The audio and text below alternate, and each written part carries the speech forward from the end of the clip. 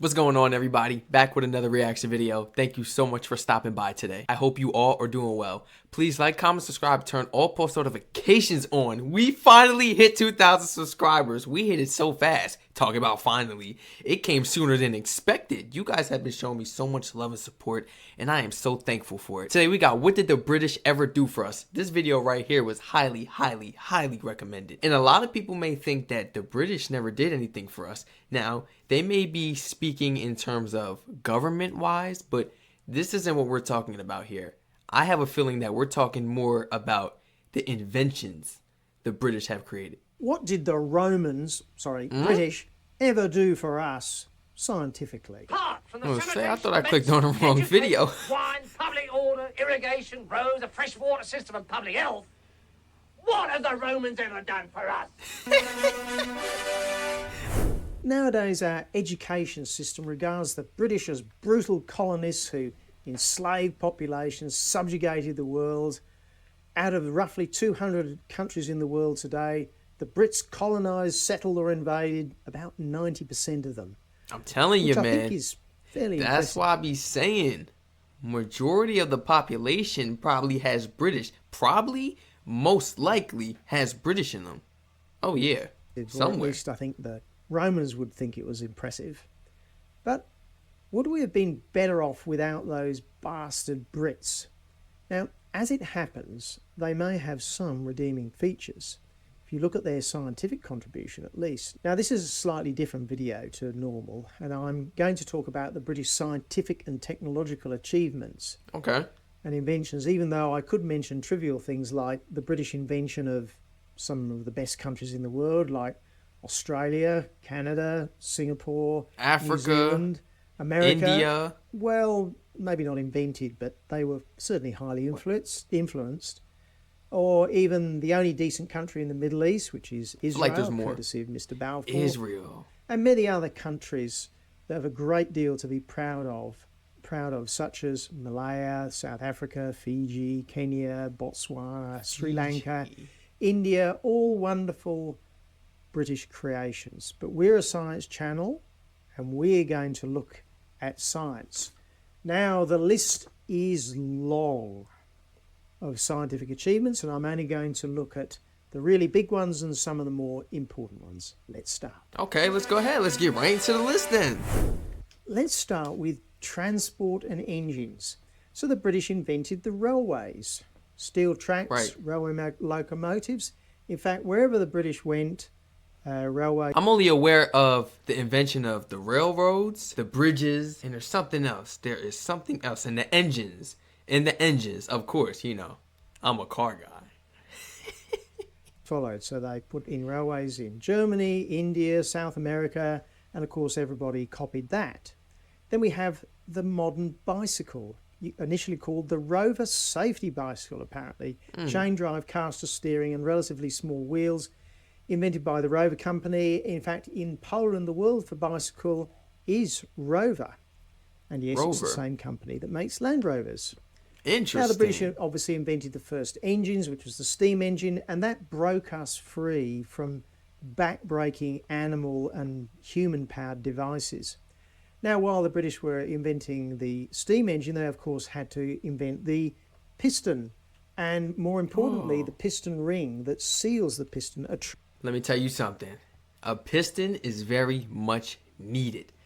Very much needed on any type of engine, you know?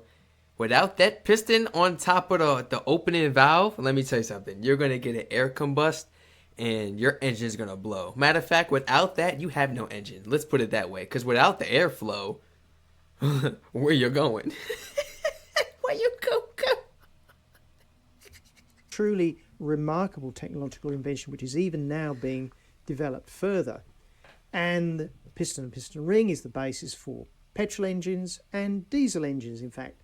Virtually every engine, so no Brits, no engines. Next, they invented the first engine-powered ships, obviously steam-powered. Ships' propellers, steel ships, the steam turbine, initially for powering ships, but now it powers the generators in every coal electricity generating plant and every nuclear generating plant. So that's about 50%, all courtesy of Mr. Parsons. Help you keep a motion. Then we have the jet engine. Yes, the Germans independently invented it in the Second World War. The turboprop engine, invented by the Brits, the first turboprop aircraft. So if you don't fly in an airplane powered by a jet engine, which was largely due to the Brits, Go flying electric? Turboprop aeroplane, which was invented by the Brits. And of course, the turboprop is the basis of the gas turbine, which is used to generate another 20% of the world's electricity. We also have the modern car layout: front drive, transverse engine, independent suspension, CV joints on the front wheels. Before that, companies tried all sorts of arrangements. So, for example, the Germans famously had the engine and everything at the back, but since 1959, most cars use the Mini Minor equivalent. Ever been on a vehicle that uses steel wheels? Pretty uncomfortable. Don't worry, the Brits invented. Don't get me started. I don't know how. That looks crazy. I don't know how they did this. How are you riding a bike? Forget the car. Let's start with a bike. You know, it's going to be a bumpy ride if you use it on like the street or concrete. You see how it's starting to bend and form? You got to get some rubber around there, man, you know? You got to get some rubber around there. So it looks like the British have invented pretty much everything that runs on the road. It's going to be an oval by the time you get to your destination. That's just about it. Well, actually, they did. Tarmac roads, or tarmacadam, was invented by a Scot and a Welshman. Then we have steel bridges. Steel bridges. And here's a very interesting one: the modern traffic roundabout in the 1960s. Now, you might think that roundabouts have been around since way before the 1960s, but the Brits had the inspired idea of changing the rules for the roundabout. One of the best inventions. Yield to enter, which massively increases the efficiency of the roundabout. Let's get some more roundabouts in the U.S., man. Let's get some more roundabouts in the U.S. Let's reduce all these street lights, which means reducing traffic, which means everybody gets to get to their destination sooner or later, as fast as possible. Like, oh my goodness, people got to get to work, people got to get to school, people got to get to do their hobbies. We got places to be, and it's that time of the season now. Christmas, people are in a rush, and people are acting crazy. People are running lights regardless. It don't even matter. Why have them? Let's just, at least you're not going to run the roundabout. You know, I don't really see that, because a roundabout, a right-of-way is a right-of-way. I'm not stopping if I have a right-of-way on a roundabout. There was a few times I've had to yield when I wasn't supposed to, but literally, I'm not just going to ram and keep driving if I see you going. I love my car. I'm not doing that. Insurance is not that deep. But some people will. Don't play with them on the roundabouts. I know some people, if you right there in the wrong, oh, they're going for it. They're taking it as a chance to get them a new vehicle and everything. Let's reduce accidents and everything.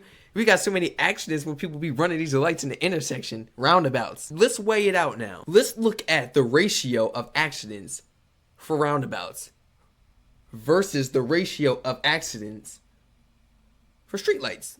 Then we have the cat's eye reflector. Caterpillar tracks, which the Brits invented just before they invented the tank. So there's much more we could talk about in terms of transport technology, but we must move on to other industrial and technological stuff. Now, of course, Britain famously started the Industrial Revolution in the 18th and 19th century, and it's debated why it started in the United Kingdom, but clearly there was something special going on that made that spark. And of course, it started in the textile and agricultural industry. In the textiles, they invented the flying shuttle, powered looms, the spinning mill for making threads. In fact, if you didn't have the Brits, you don't have the very fine modern clothing which we have now, which is also incredibly cheap compared with what it used to be.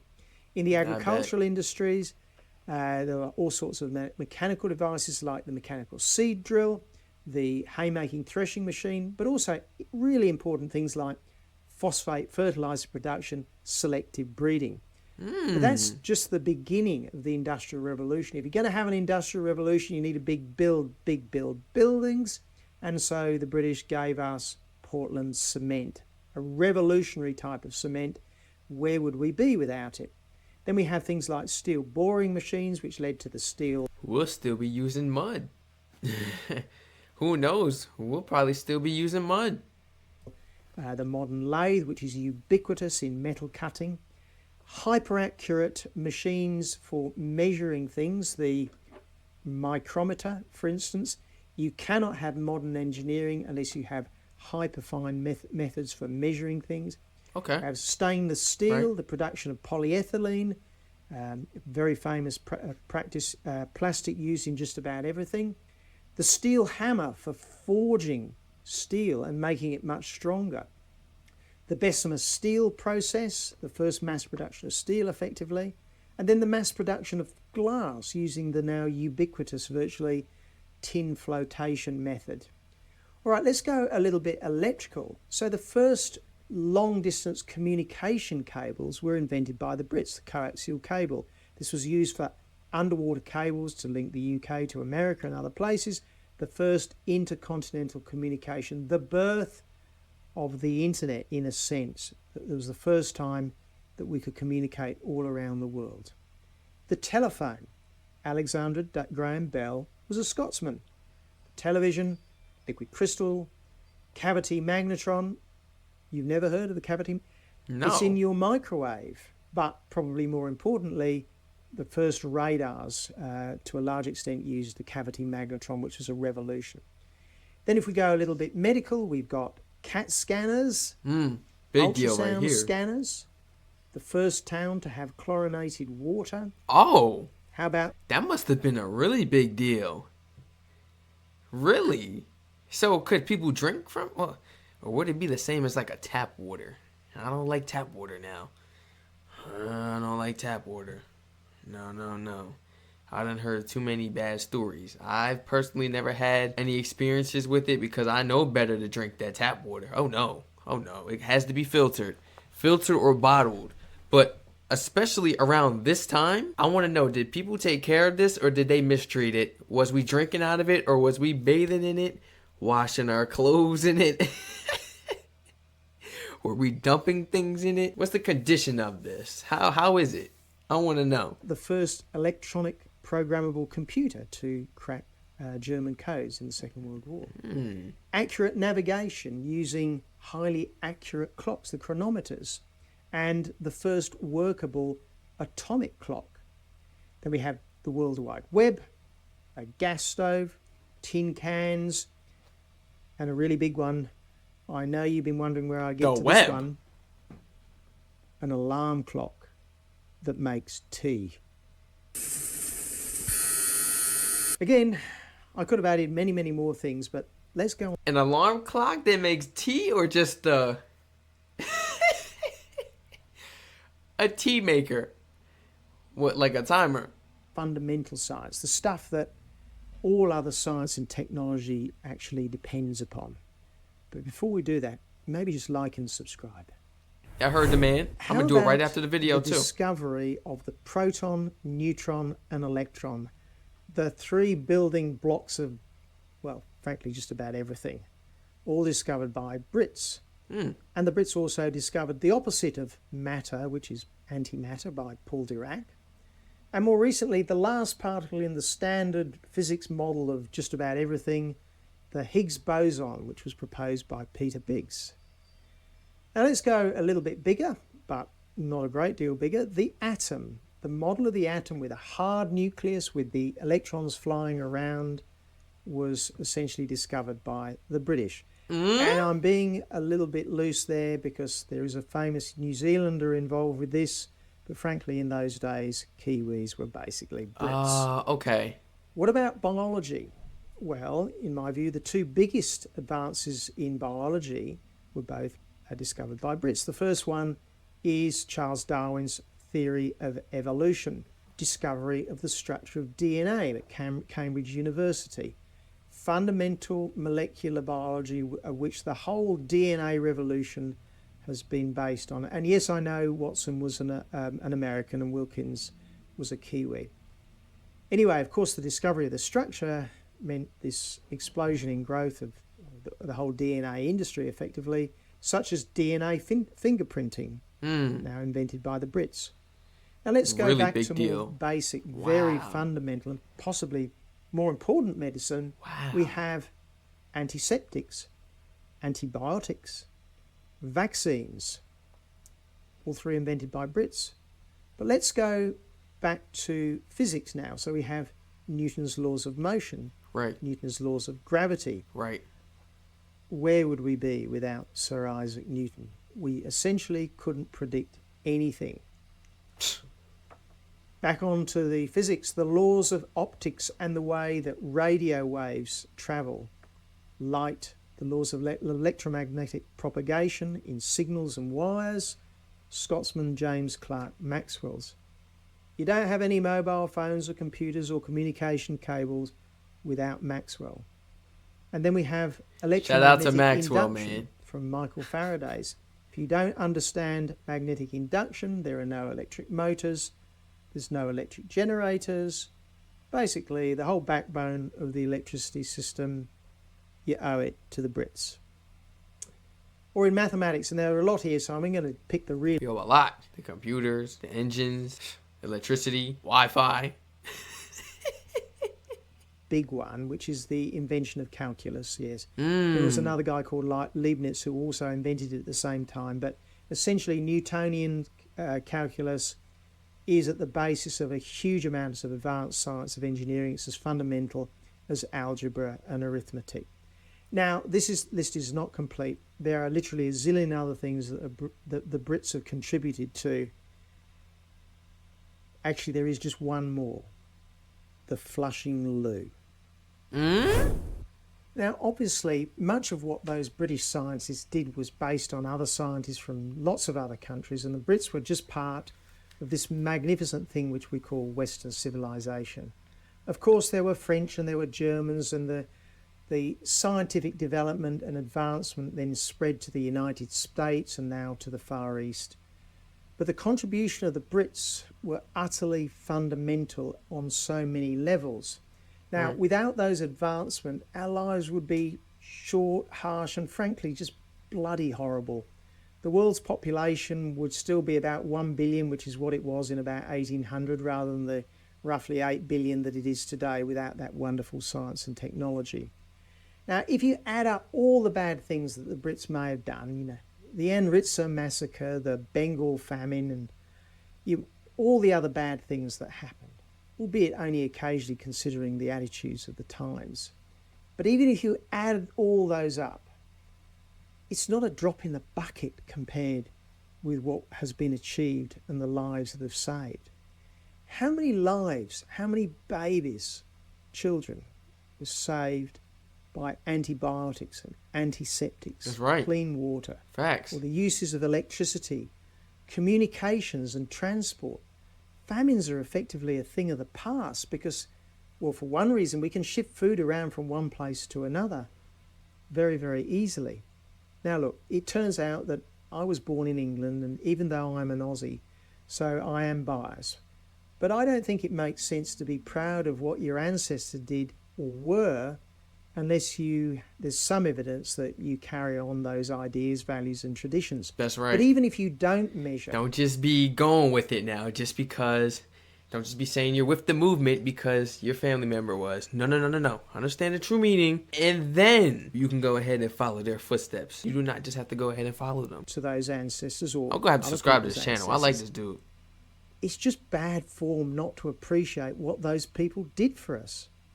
The contribution of the Brits was truly incredible, Right. and we should all be grateful that they came along We should and all did more applaud. than virtually any other group to pull humanity out of the appalling, difficult lives that existed before the 1800s. Man.